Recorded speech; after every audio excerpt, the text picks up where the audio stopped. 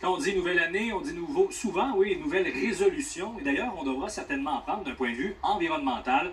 Pour en parler avec nous, Caroline Brouillette, oui, qui est directrice des politiques nationales du réseau Action Climat Canada. Bon après-midi. Bon après-midi. Merci de me recevoir. C'est un immense plaisir. Je veux d'abord qu'on regarde ensemble l'année 2021 parce qu'on a vu des feux de forêt, des inondations. Qu'est-ce que vous retenez de cette dernière année d'un point de vue changement climatique? L'année 2021 en matière d'impact climatique, je pense que c'est l'année où on a réalisé que les changements climatiques, ce n'est plus seulement quelque chose qui se produit dans un futur lointain et distant, tant d'un point de vue géographique que temporel, mais vraiment que ça se passe ici et maintenant. Je pense particulièrement à la province de la Colombie-Britannique, qui a été particulièrement affectée. On a vu de ce côté-là le dôme de chaleur avec des températures records pour le Canada pendant l'été, et puis plus récemment, là, au début de l'hiver, les inondations records. Ce sont tous des incidents qui sont liés à l'augmentation de température, et en ce moment, on est seulement à une augmentation de température de 1,2 degrés Celsius au-dessus des niveaux pré-industriels. Donc, c'est absolument crucial qu'on fasse tout en notre possible pour limiter l'augmentation de température à 1,5 degrés Celsius. Et justement, quels sont ces enjeux pour la prochaine année? Écoutez, je dirais d'une part, au Canada, on voit quand même beaucoup de mouvements du côté du gouvernement.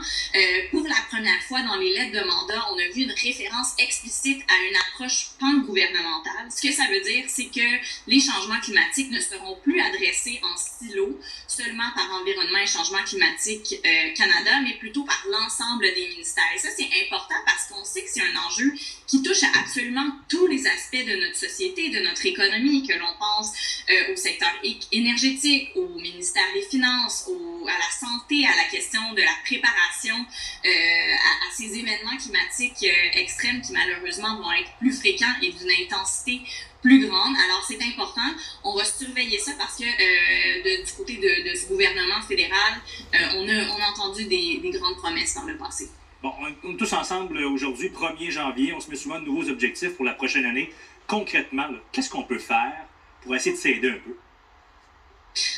La question climatique, c'est certain qu'on a tous et chacun notre rôle à jouer, mais le rôle le plus puissant qu'on peut avoir en tant que citoyen, c'est de se considérer justement, non pas comme consommateur, mais citoyen, qui fait partie d'une collectivité et qui pousse le gouvernement à agir.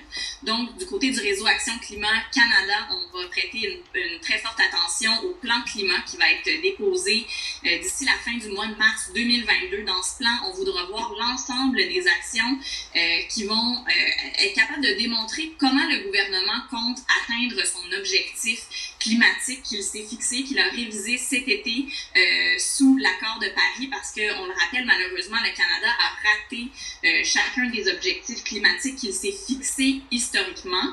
On a maintenant une loi climat en place au Canada. C'est une première. C'est la première fois qu'on a un cadre intégré de gouvernance climatique. Et donc, ce plan-là va être le premier plan déposé sous ce cadre de gouvernance climatique. Il devra fixer un précédent de haut niveau avec des détails et une rigueur qui nous permet là, de vraiment élever la barre. On voit les images de la COP26. Vous y étiez d'ailleurs, plusieurs qui sont restés sur leur appétit.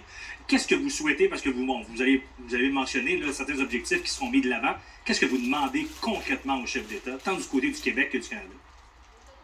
Du côté des chefs d'État, ce qu'on a vu à la COP, en fait, c'est des progrès, mais des progrès incrémentaux qui sont encore insuffisants. Et c'est un petit peu la réalité lorsqu'on travaille sur les changements climatiques, particulièrement dans les dernières années, comme c'est mon cas. C'est-à-dire qu'on voit des progrès qui sont faits. Ce sont des progrès sans précédent, historiques, mais qui sont tellement insuffisants face à l'échelle et l'ampleur de l'enjeu de la crise climatique. Alors, ce qu'il faut faire, c'est pas très sorcier. En fait, on a les solutions. Il faut éliminer de façon progressive et avec une transition juste pour les travailleurs et les communautés, les énergies fossiles, et ensuite électrifier notre économie et bien entendu repenser nos façons de se déplacer, la façon dont nos communautés sont construites, et enjeu qui va être très important, là, surtout après tous les événements climatiques extrêmes qu'on a vécu cette année, c'est de réfléchir à comment on adapte nos communautés, nos villes, nos régions aux effets des changements climatiques, qui, même si on fait ce qu'on doit faire pour réduire les émissions de gaz à effet de serre, vont malheureusement continuer à se faire ressentir. Madame Brouillette, vous êtes directrice des politiques nationales au réseau Action Climat Canada. Merci d'avoir été avec nous cet après-midi. C'est un plaisir. Merci à vous. Bonne année. Bonne année.